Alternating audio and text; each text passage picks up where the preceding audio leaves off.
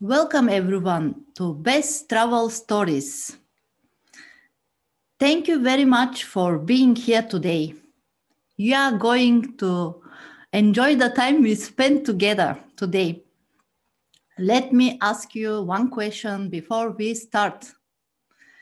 How many of you are excited to be here and to hear about India? Great, let's start. Okay, I think Aditya is already from India, so it will not be so interesting for him. Yes, I will just shortly summarize what you can expect for this meeting. Welcome, Atya. Firstly, we will start with Shashank, and he will speak about India. After that, you will have an opportunity to introduce yourself and tell why you joined in this community, and if you have some tips to give us. At the last part, we will speak about our past or future travel stories, and we will end with one sentence feedback. Now, Shanshak, Yeah, thank you for being here. I'm very happy and welcome. grateful. Could you please, before you start, shortly introduce yourself so that everyone knows who you are? Yeah, I'm Shashank Pandey. I'm an architect professionally, and I work in Berlin right now. And I have been part of this travel group for last 3 months or so, and I have really enjoyed it. Yeah, that's all. Thank you. You can share your screen.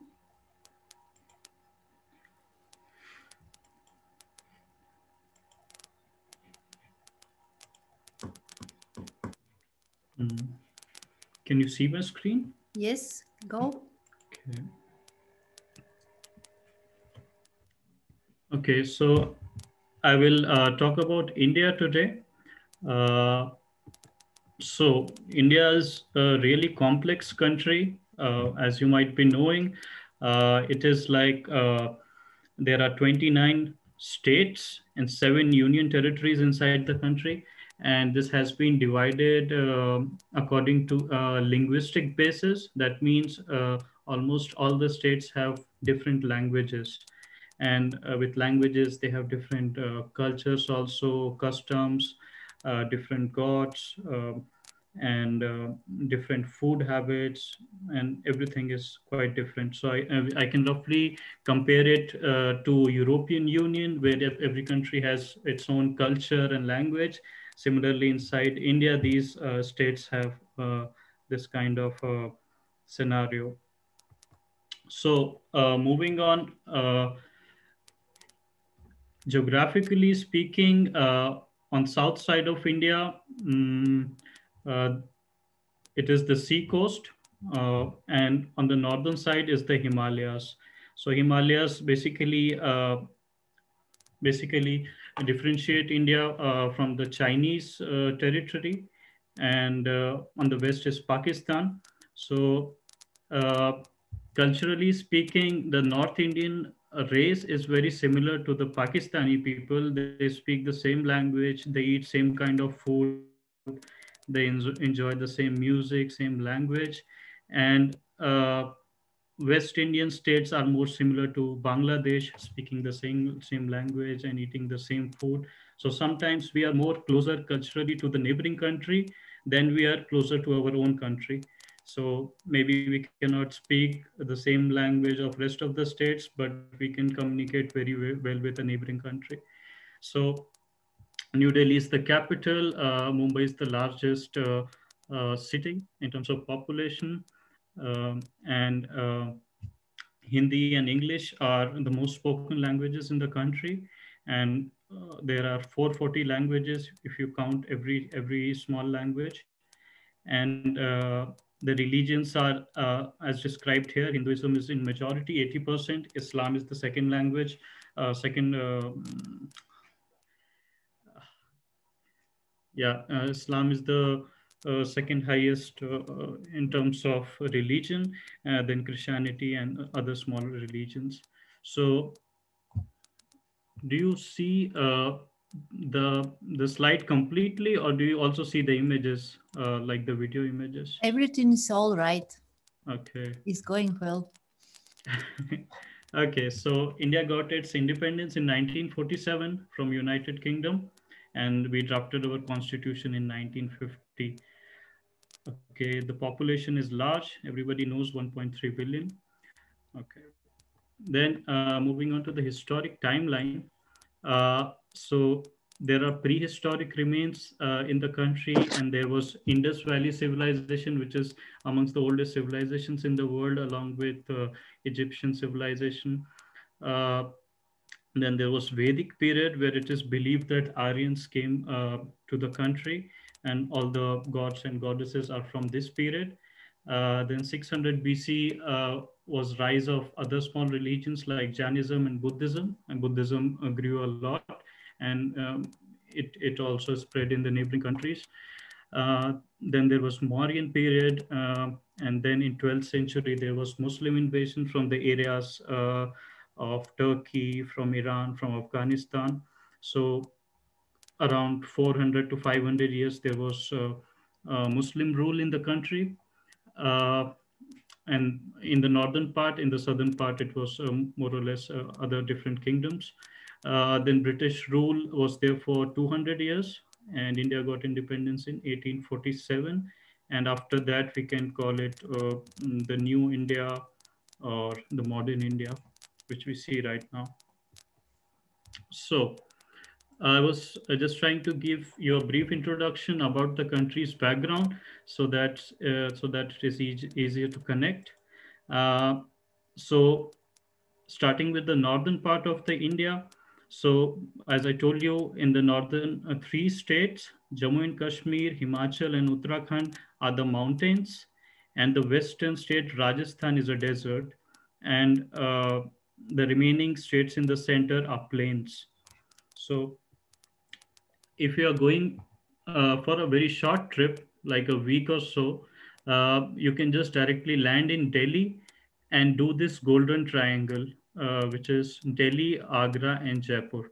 So, because the country is so big, you cannot visit the entire country in one go. So, you have to decide which part of India you have to cover in your journey or in your trip. So, for very small trip, this is a suggestion for you.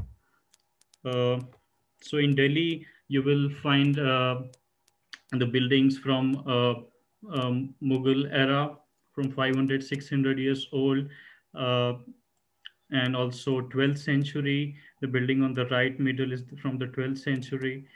Uh, on the left is the Humayun's tomb, 14th century. Right bottom is close to 15th, 16th century.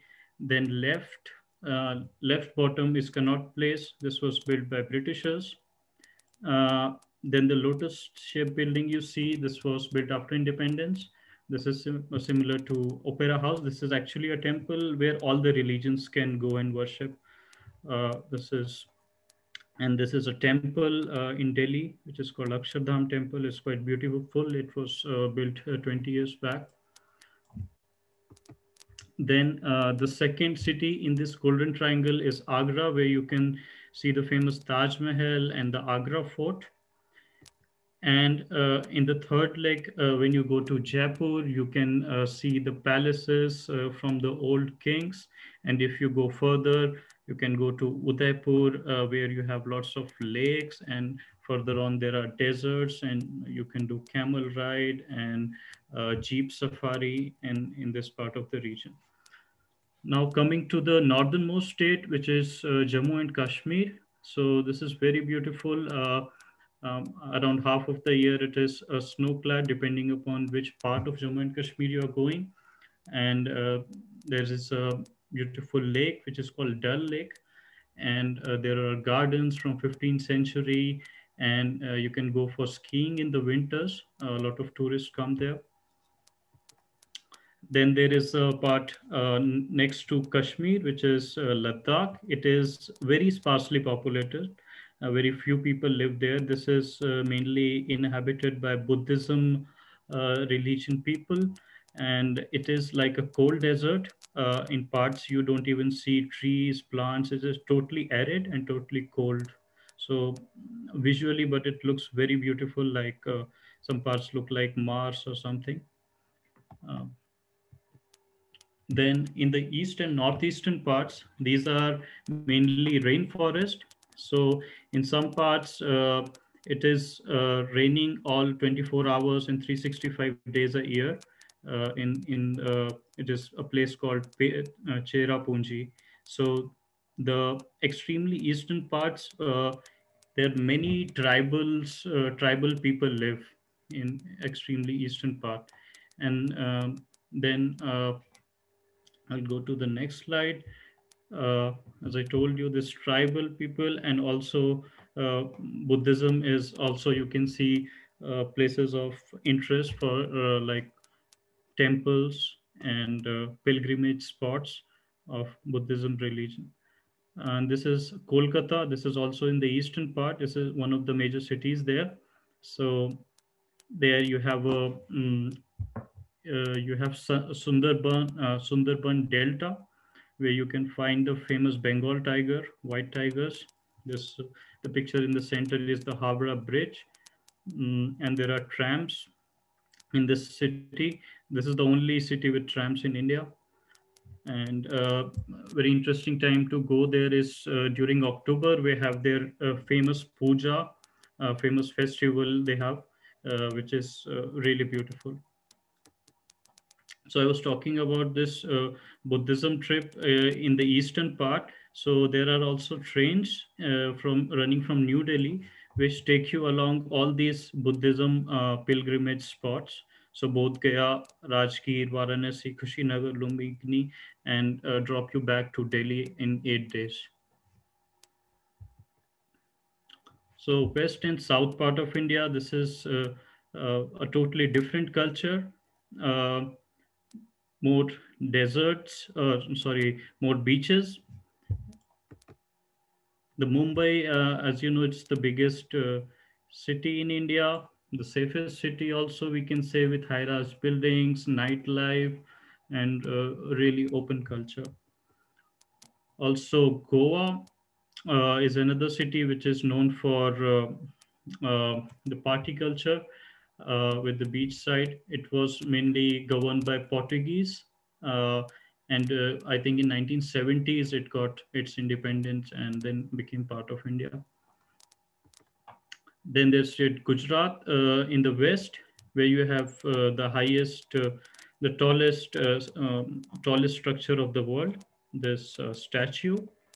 And then you have white deserts in Run of Kutch, where you can do camping and everything.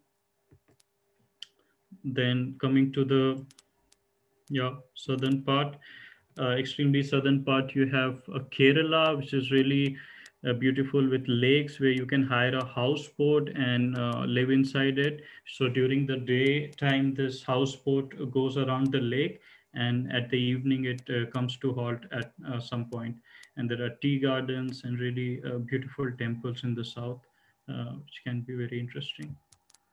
So there are wellness packages also in India where you can go for meditation retreat at some center, and some places are like they will keep your mobile phones and everything with themselves and completely disconnect you from the entire world for a week or 2 weeks, and then you have to wake up 4 in the morning and follow the routine, eat very simple vegetarian food and do meditation, yoga.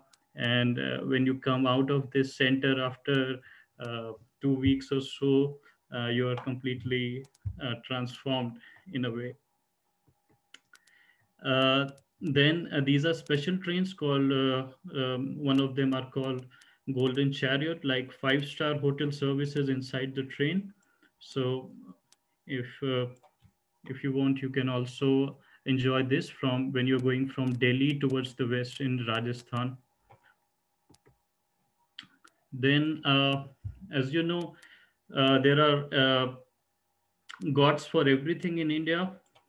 God, God of nature, like sun, like soil, like rivers, like plants, animals.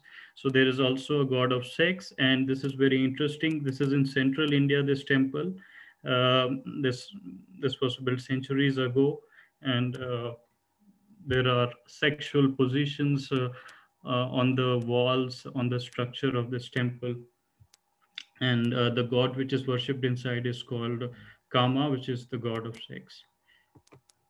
Then there are wildlife options that you can do. So there are Jim Corbett National Park in the north, there Kaziranga National Park in the east, and there are a lot of national parks in west and south also. So you can orient your trip towards this theme also, and you can live inside the national forest on the edges, and in the daytime you can go to a guided trip and witness these animals, from rhinoceros to elephants to tiger, peacock, deers. So there are adventure locations also, primarily in the northern part of India, where you can go for camping, trekking, skiing, wildlife safaris, desert safaris, mountaineering, horse riding, and canoeing. So a really interesting part will also be different types of food that you will eat in India. The food on the top left is from South India. This is made up of rice. The rice is made into a paste, a batter, and a bread is made out of this rice. And on the right upper side is the classical North Indian food. On the bottom left is more closely like West Indian food, where you have lots of dishes, and it's called Navratan Thali. And in the bottom right, you have food from East, which is known for its fish curries and all, and also a lot of sweets in this region. So it's also a thing that you need to enjoy in this trip. And last but not the least, cricket. So cricket is considered as a religion in the country. So if you are going there in month of April or May, there is Indian Premier League that you can attend. And the picture that you see is the largest cricket stadium in the world. It can accommodate close to 110,000 people at one time. So this is also a great experience that you can plan for. Yeah, thank you so much. If you have any questions, you can ask me.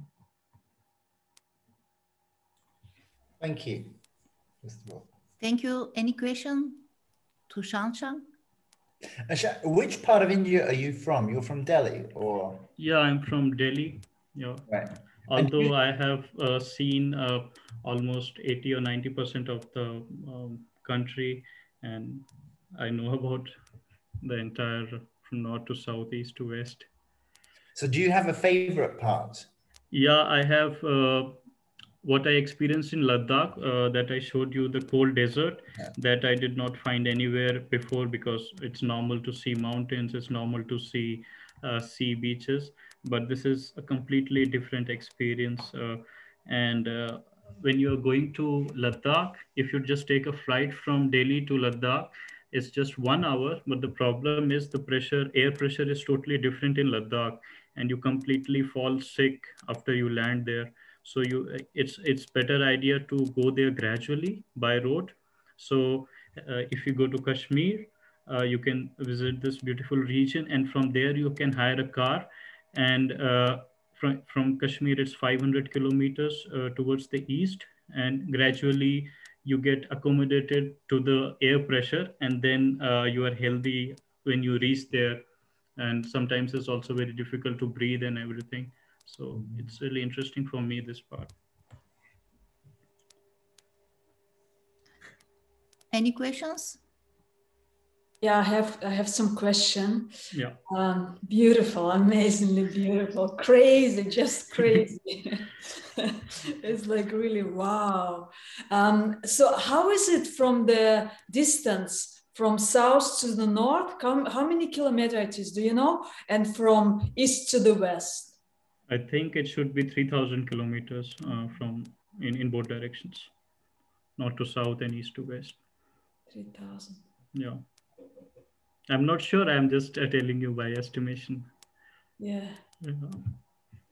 How come that you travel it so much, like 90% to see the India? So Yeah. it's quite a lot, you know? So how come that you've been traveling so much in India? Yeah, first of all, my father had a transferable job. Every 2 years, he was being transferred to a new city because he is a construction manager. So he's building a flyover. When the project is complete, he has to move to a different location and build a new project there. So along with him, I was always changing cities. Sometimes I lived in Delhi, sometimes in Mumbai, sometimes in central part. So and also we were always making these family trips always. So my family is also into traveling a lot. So maybe once or twice a year we were always visiting as children also. And then when I went into college, then I was always going on trips with my friends or sometime with my girlfriend. So yeah, in that way I covered these places. Anyone else? Okay, thank you very much, Shashank, for sharing with us. You're welcome. We are moving to our next part. Now, could you please open your cam for our newcomers? Camera. Okay, now we will introduce ourselves, and if you have any tips for better traveling, please share with us. I will start, and after that I will point you so that you can introduce yourself. My name is Suzan Merova. I am Turkish, born and grew up in Bulgaria, almost 12 years living in Berlin, Germany. I am an author, impact speaker, growth mindset, and vision expert. Why I thought to do this community? Because I love traveling, I love people, and to replace the missing the traveling and to with sharing the stories and bringing people with this excited idea how we can travel and to share stories. Now I usually, if it's possible to travel, I can give you a tip. Please ask someone who is already living there. Oksana, could you please do the next introduction? Yeah, sure. So my name is Oksana. I was born in Belarus, live in Germany since many, many years. Became Russian German, something kind of. Then when traveling became like chaos, not only Russian German, but also everything inside of me. So really my traveling in 2018, I was 1 year on sabbatical in different countries. So it's opened up my heart and my brain, everything of me. So it's also opened up in me the part where I really would like to get to know the people and their point of views, their stories, and to hear that kind of stories from, I really like this group and like to hear the stories from here. And yeah, and the things like when you are so excited about what you hear about. So for example, now when you started to show the food, my first thought was, I would go now to Indian restaurant and order something to eat because it was so tasty. And for me, it was first time in my life, 1 week ago, I made by myself the red curry by myself. I was so proud of it. It was so tasty, amazing. So this is my story, and the tip, what I wanted to give you guys, what I recognize that, so I make some travel plans somehow a little bit. So here in Europe sometimes, and have some wishes. We'll see how we will implement it in the next time. But there are so many changes because of Corona every time. about how you go there. Do you need a test? Do you need quarantine? What do you need? Even like to just simple go to Spain. Yeah, I think it's even now will be simple go to Bavaria or something. Yeah, so many changes. What I recognize for me, really good page to see what's going on. It's Auswärtiges Amt. It's like really amazing. So you find every information really updated. So I use it. Thank you. Thank you. Can you please share the link on this group Yeah, sure. chat? Thank you. That's a good idea. Thank you. At Itya, please, can you open your camera? Yeah, it's open actually, but it's not working. Oh, can you hear me? Okay. Okay, yes, I can. Yeah, one second. Go. Welcome. I think it's your first time with us. I think, yeah, I guess I never been to this meetup before. Okay. No. Welcome. Now you have the opportunity to introduce yourself and to say why you join this community. I'm also looking, like I did not travel a lot, so I want to travel a bit more. That's one of the reasons. And yeah, I think it's good to know about how to do these things. Yeah. Okay. Do you have any tips for us? Actually, not really. I did not travel a lot, so I can't say. Okay. Sorry. Yeah. Well, all is well. Thank you for being here. Zupe, I don't know how to pronounce your name. Can you unmute yourself and open your camera, please? Hello, the connection is very bad. Sorry, I can't the camera. It's okay. Zsuzsa. My name is Zsuzsa, and I am Hungarian, and I live in France at the moment. But I lived in the UK, I lived in the US, so I've been moving around a little bit. And I miss traveling. I used to travel a lot, and now we can't really. So even if we can just virtually, it's very nice to just to do these virtual trips, you know. Do you have any tips for us? Well, depends. Like what kind of tips are you looking for? For example, I don't know, be open and share something from your experience for now, if you have any. Yeah, because I don't know, because I think everything is changing. That's the problem, that what was true before is not true anymore. Yes. So, because before, you know, you had the cheap flights all over Europe, but we don't have them anymore. Like almost everything is canceled. And we had the Interrail, you know, the trains in Europe, like the train pass you could buy and then just get any train within Europe. But now it's not, I don't think you could travel in Europe either. Like all the borders are closed and there are so many restrictions. You know, part of France just went into lockdown, to the third lockdown from today, like the Paris region, a little north of Paris and the Côte d'Azur. They are in lockdown from today. So I wouldn't advise anyone to come to France at the moment because it's, you know, you cannot do anything. You know, we had a curfew at 6 p.m. Now, because of the time change, it's going to be 7 p.m., but it's still very early.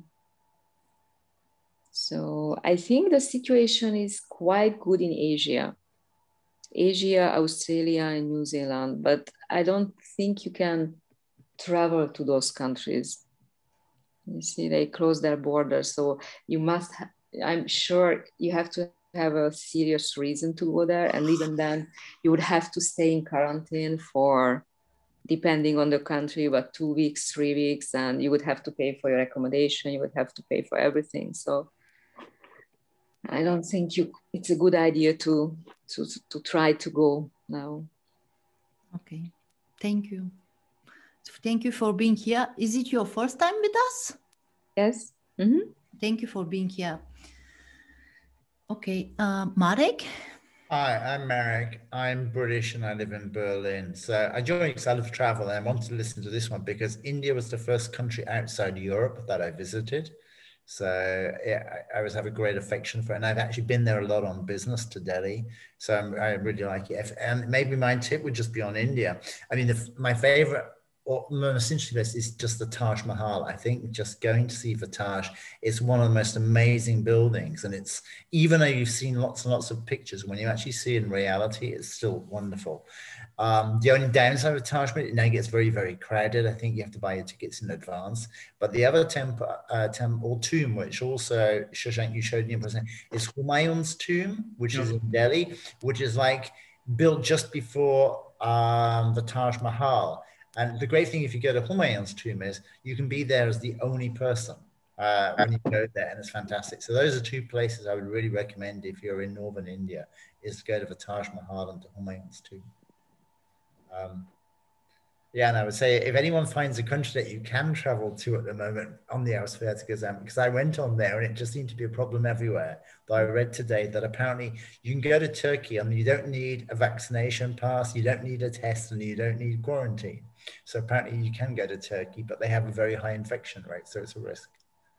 Okay, thank you for sharing.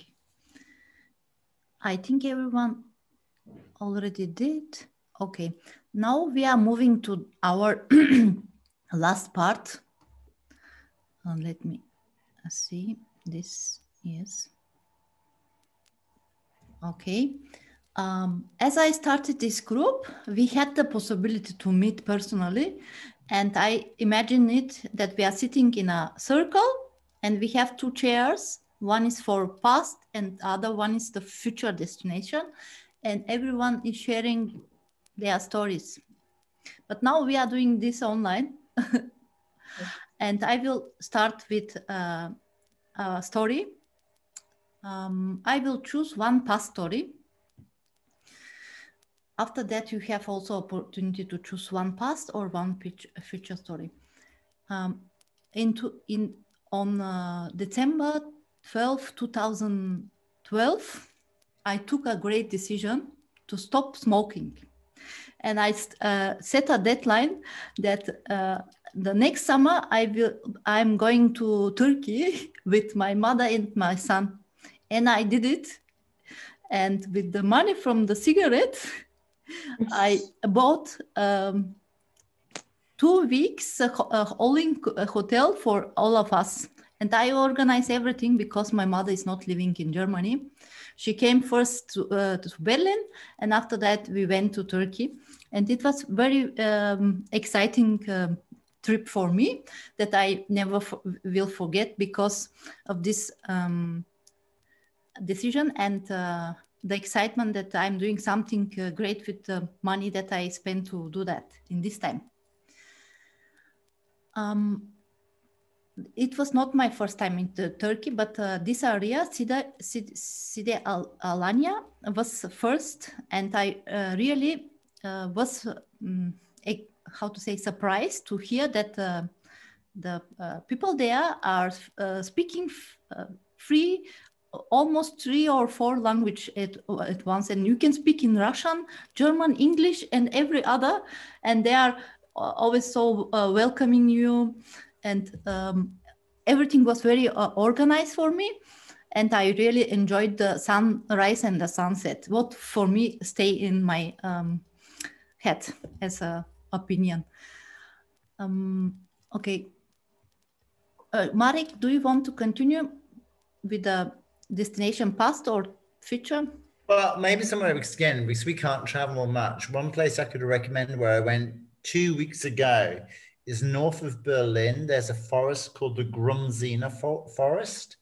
And it's actually, it's a beechwood forest, and it's a UNESCO protected biosphere region. But it's a really, really beautiful forest, and you do great walks there. So there's about 3 or 4 walking trails, which are between 10 and 20 kilometers. So, and I say it's about an hour outside Berlin. So it's just, if you want to travel and you need to get out of a city, it's quite a good place. And the good thing is we can still go there. Could you please type it in the chat so that we can research that? Thank you in advance. Oksana? Yeah. Yeah, my favorite place here, not far away from me, for example, it's also that I've been yesterday there somehow. Was in the mood to get the fresh air. And it's like I live in Neukölln, Kona, Kreuzberg, and this is like 5 kilometers from me on the a little bit southeast. So this is like small forest called Königsheide. So when somebody lives somewhere here around, there is nice place to have a walk, not that big. So I will say just to go on the circle on it will take maybe 1 hour or something. So it's very nice place as a recommendation here. And also I really love and enjoy to walk in the forest also. And I go to the place called near to Köpenick. The name of the place is Teufelssee. Mm-hmm. So there is, as I recognize, there is a lot of things which named in Berlin with Teufel, with the devil. There is Teufelssee in Köpenick, there is Teufelssee in Grunewald, I think too. So, and there is a really beautiful place with the sea, with the lake, with the forest around, and quite big. And also, I had a look on my app how high it is, and it's about, there is some, not mountain, but that kind of rock where you can go, and there is 160 meters, what I think for Berlin, that's already like a mountain. Yeah. So I also recommend it. Thank you. Thank you. Okay. Aditya, are you there? Aditya? Okay, I think he's not there. Shashank, do you want, you can also not, because you already spoke. Any? Yeah, I can say right now I was searching where to go in this pandemic time, and what I see right now open is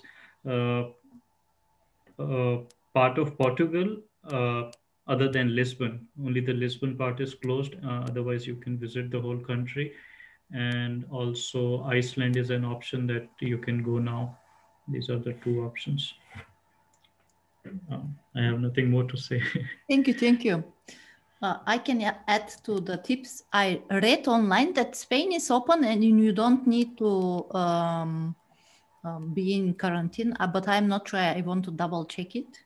And after that, to save the next time. What is not so far? Yeah, there are 2 parts. One is whether you have to quarantine there, and second part is when you're coming back from there, you have to quarantine in Germany. So these places, what I'm saying that it's not in the risk area of Germany right now. So when you come back, you don't need to quarantine. And also some cities in Spain are also out of risk area. I think 4 or 5 regions are out. Okay, thank you. Thank you. And there is also from Spain, because I wanted to go there for Easter. So there is some specific place where I go there. It's Valencia, Alicante, south to Alicante. And especially for Easter. And I actually also almost booked the flight. And then I read that for Easter, for example, Valencia, they just close their place. So it's not allowed. It's allowed to go there, but you will not get there. It's not allowed that the people arrive there. There are 2 reasons to go there. It's like for work, or if you have some apartment there where you angemeldet. I don't know in English. So, and this is 2 reasons. And this is from, I think, 15 March till 9th August. So it's that kind of situation. That's why, okay, I buy the fly, I come there. It will not be a problem, but I will not get the apartment where I want to go. Yeah, so that's why it's like this Eastern time. I think all the countries try to avoid too many people in the country, because the people want to, independently of anything, they just want to travel somewhere. So that's why they make that kind of strict regulations. Okay. Okay. If anyone want to add something, now is the moment. Okay. Then we are going to our last part, and that is one sentence feedback. I will start again. Also, thank you everyone for being here and taking time to present and also to share your thoughts with everyone. I'm appreciating that. Marek? Yeah, well, thank you again. I really enjoyed the presentation, so thank you, Shashank. I said Ladakh, really beautiful part of India I've never been to. And then, yeah, just thank you. What is next week, Susan? Do you know which country is being presented? Out of curiosity. Oh, I will let you know. I have nothing yet in my calendar. I need to check, but I will let you know. Okay. Okay. Oksana? Yeah, big thanks for the presentation about India. I enjoyed it a lot, and I think the country is so huge and it's so much to tell about, and so interesting and so inspiring, motivating. But I have the very nice experience with cricket. So I never knew what is about cricket, but I never been to India, but I went to Sri Lanka. And I've seen the people play cricket, and I didn't know what it is. There is only one thing what I heard about cricket. It was from Alice from Wonderland, where the people, or not the people, animals or whatever, what was in Alice in Wonderland, they played cricket with flamingo. Yeah. So, and only this what I heard about cricket, and I went, some guys were playing, and I thought like, and I was so surprised and I was so happy about it. And they asked me, do you want to play? I said, like, no, I don't know how to play. They said, just go and play. You will see how it goes. So I just played, and somehow Elsa made the ball, and it was very fun, but still didn't get the rules, how it goes. So it's really interesting. Thank you very much for presentation. You're welcome. Shashank? Yeah. So I also want to first say something about cricket. So cricket is only played in the countries which was governed by Britishers. So it is South Africa, India, Sri Lanka, Pakistan, Bangladesh, then New Zealand, Australia, and some part of West Indies, which is like Jamaica in these parts. So only 10 to 15 countries play cricket. So but in South Asia, it's really crazy about cricket people. Yeah, this is I really like participating in this group. It's a nice opportunity to hear about new places, and there are sometimes surprises as well. Some places where you don't expect so much to see, and sometimes really good places are discovered when we are attending sessions in this group. I really enjoy it. Thank you, Shashank. I am very grateful for taking your time and doing that. Marek, I am coming back to you. The next week is going Oksana to speak about Bali. Okay. No, not about Bali. I spoke already about Bali. Oh, okay. Which country? I like it. We do it again. Okay, good. No, it's joke. Okay, you can do 2 times. So it's like I didn't decide it yet. So there is 2 things what I'm thinking about. I need to have a look footage what I have. So it will be or Sri Lanka or it will be Myanmar. Okay, do it. You have also opportunity to do it 2 times. Also, you are increasing your opportunity to win award. 7 people are winning awards, and you will have 2 entries. Okay, let's have fun together. The main point of our meetings is fun and co-creation. It's about us, and thank you for being here. Thank you. Bye. Okay, everyone. Bye-bye. Have a nice evening. Bye. Have a nice evening. Bye-bye.